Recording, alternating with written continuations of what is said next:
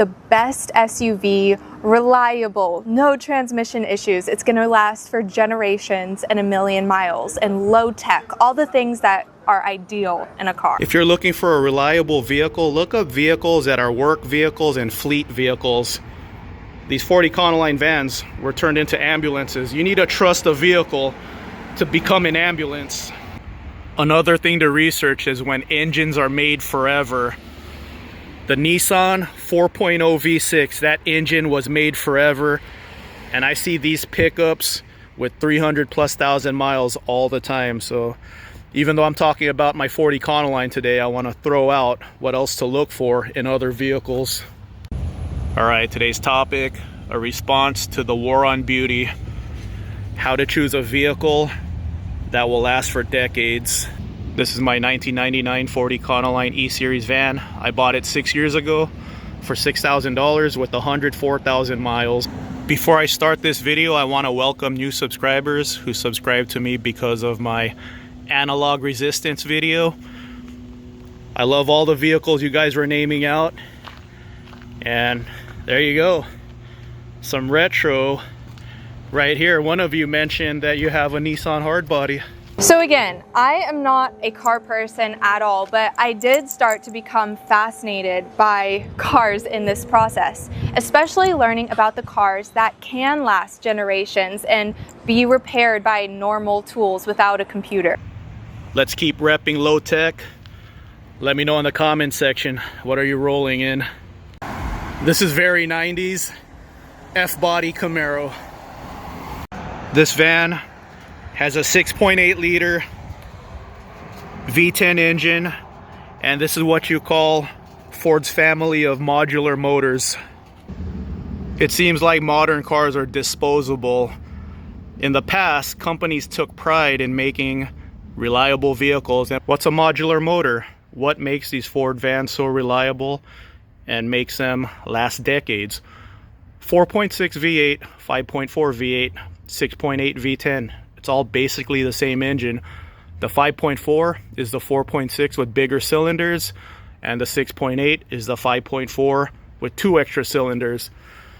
They share all common parts: ignition coils, water pumps, and these vans also share common parts with Ford trucks of the same era: F-150, F-250, and F-350 Super Duty, along with the Ford Expedition and Ford Excursion.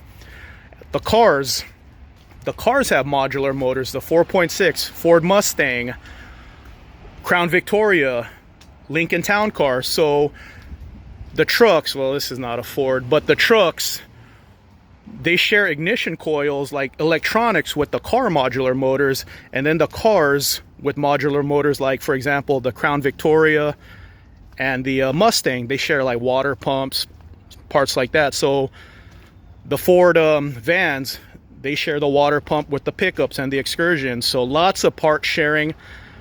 That's going to keep the prices down. So lots of parts available, and we'll talk about this more later. Yeah, someday the parts might run out, but right now when you get a vehicle like a Ford Econoline van, there's going to be a lot of parts since they made so many of them.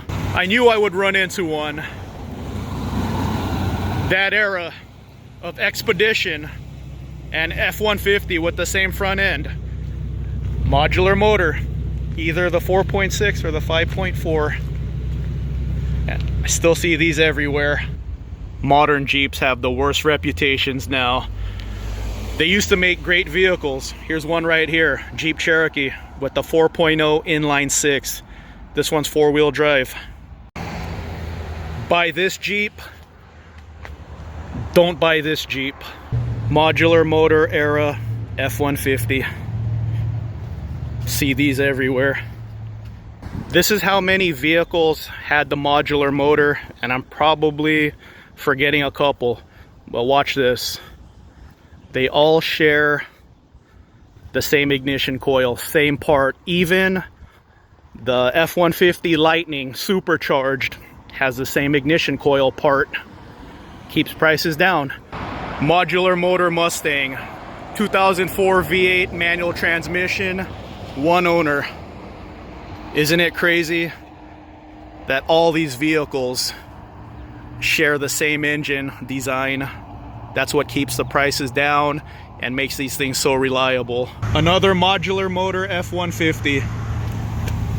It's actually really brilliant what Ford did with the modular motor. It's just crazy how many vehicles share the same parts. Even GM did it with the LS. When it comes to reliability, Toyotas are always named. I wanted to do something different. That's why I'm talking about my Ford van. Toyota Sienna minivan, $5,995. I have to film this real quick. Car enthusiasts in the comments section, is this a good buy? It has the 3.3 V6. Is that the good V6? I know Toyota had an era in the 90s and 2000s when they had bad V6s, so would you roll in this for a reliable vehicle? This van is a former 15-passenger church van. When I bought it 6 years ago for $6,000, it looked like this. It's a lot different now. Added the high top roof, lift kit, bigger tires, wide body fenders, pulled out all the seats inside except the driver and passenger seat, Raptor grille. But if I were to leave it alone, just leave it a $6,000 former 15-passenger van, it would have been 100% fine. So $6,000, what have I done for maintenance in the past 6 years and about 64,000 miles? I took a trip from San Diego, California to Salt Lake City, Utah about 3 months ago. And I wanted to get the cooling system refreshed. I'm going to show you that in a second. So cooling system refreshed, that's a new radiator, water pump, hoses, thermostat. That ran me $2,000. Brakes, I did all new rotors, pads, calipers, that was $800, so $2,800.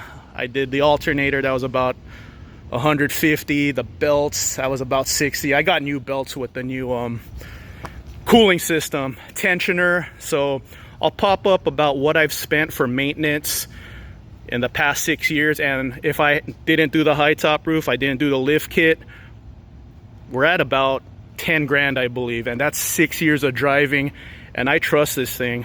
I'll drive this thing across the country and trust it 100%. And the salesperson said, hey, this is one of our great new features in this car.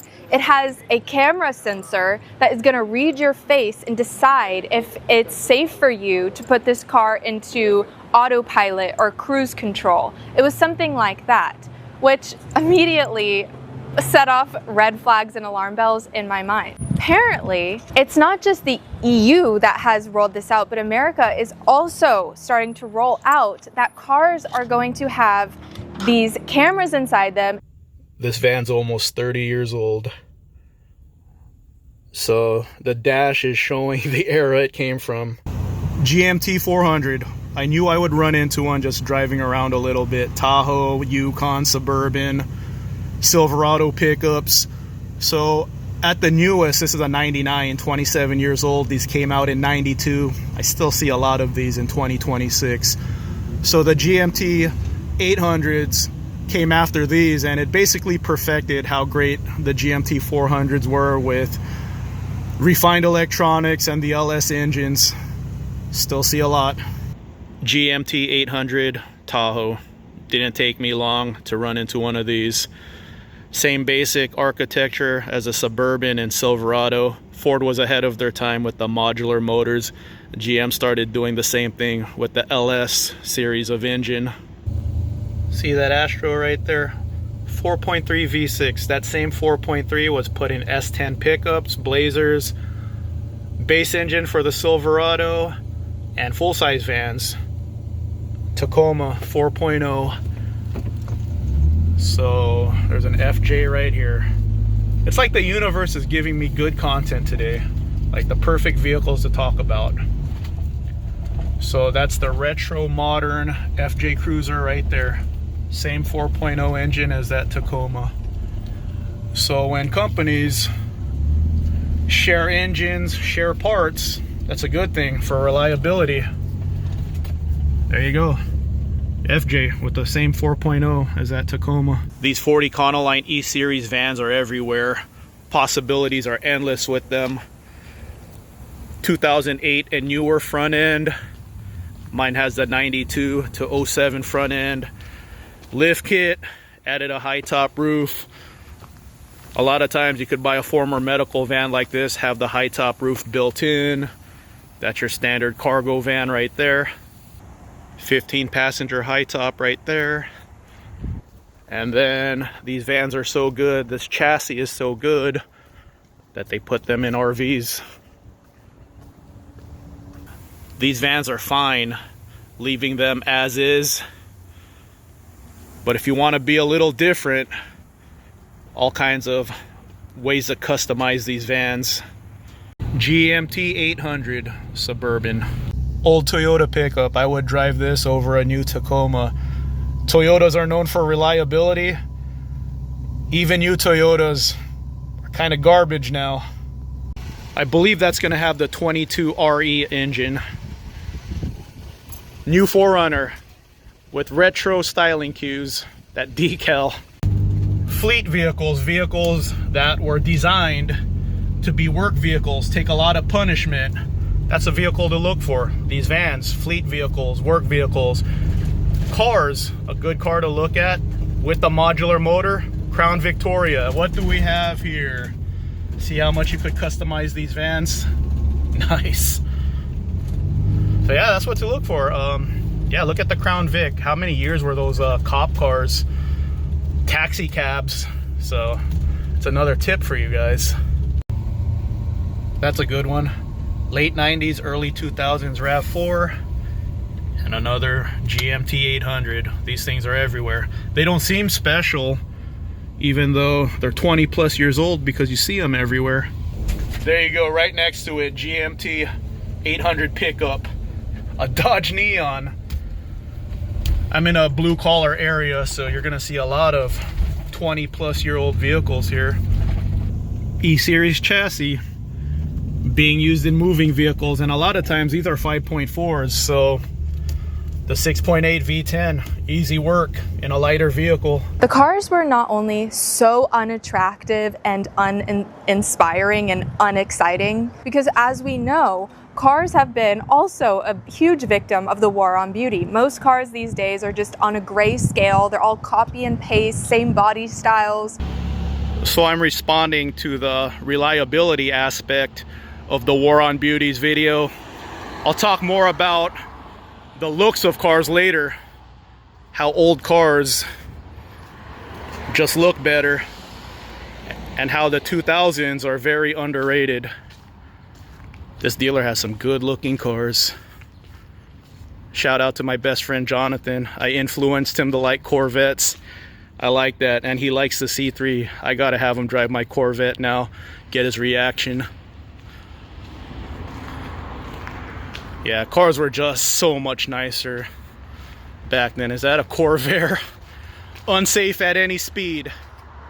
Who wants to leave the comment who said that? If you're a regular on my channel, this car is still here, filming it for the War on Beauty theme. It's a good looking car, but overpriced. This dealer wants way too much money for it. Sitting 600 days. If that was listed at 7 grand, I would have bought it. They want 12 for it, so that T-Bird's been sitting there for 600 days. This Jeep isn't gonna last long. I don't remember seeing this Jeep. I was here last month to film that T-Bird. So this one just got here. This thing's gonna move fast. All right, today's video, a walk around of my 15 passenger Econoline E350. It's not gonna remain a 15 passenger van for long. Here's the van. Uploading a video for you guys right now. I'll show you guys my neighbors. Since I'm not from Utah, I don't know any off-road camping spots, but check it out, man. Bison. Antelope Island. We got bison neighbors.